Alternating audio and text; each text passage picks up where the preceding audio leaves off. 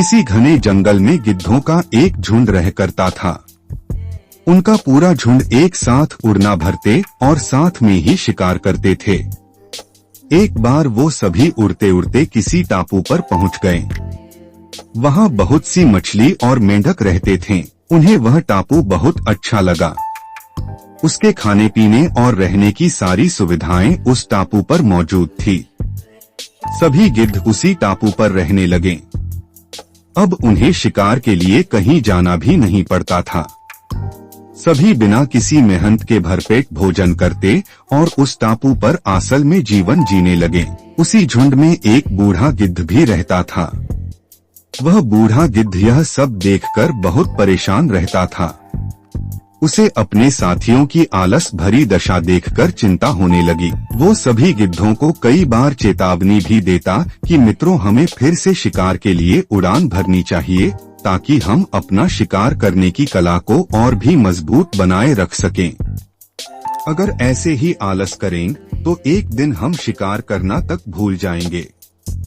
इसलिए हमें जल्द ही अपने पुराने जंगल में वापस जाना चाहिए। उस बूढ़े गिद्ध की सलाह सुनकर सभी गिद्ध हंसने लगे। वह उसका मजाक बनाने लगे। उन्होंने कहा कि बूढ़ा होने की वजह से इनका दिमाग खराब हो गया है, इसलिए यह हमें आरामदायक जीवन छोड़कर जाने की सलाह दे रहे हैं। ये कहकर गिद्धों के झुंड से उस टापू से जाने से मना कर दिया।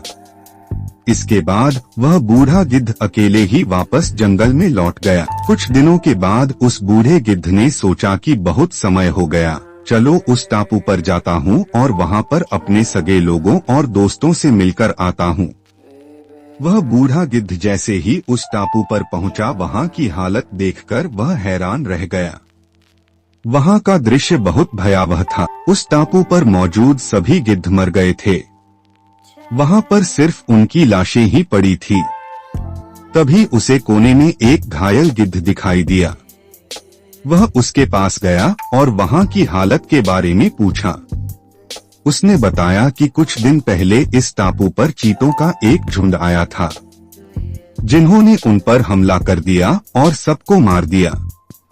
हम लोग बहुत समय से ऊंचा उड़े नहीं थे, तो हम अपनी जान भी नहीं बचा सके। हमारे पंजों में उनसे मुकाबला करने की क्षमता भी कम हो गई थी। उस घायल गिद्ध की बात सुनकर बूढ़े गिद्ध को बहुत दुख हुआ। उसके मरने के बाद बूढ़ा गिद्ध वापस से अपने जंगल में वापस चला गया। कहानी से सीख, हमें हर हाल में अपनी शक्ति और अधिकारों की रक्षा करनी चाहिए। अगर आलस की वजह से अपना कर्तव्य करना छोड़ देंगे तो भविष्य में यह हमारे लिए घातक हो सकता है।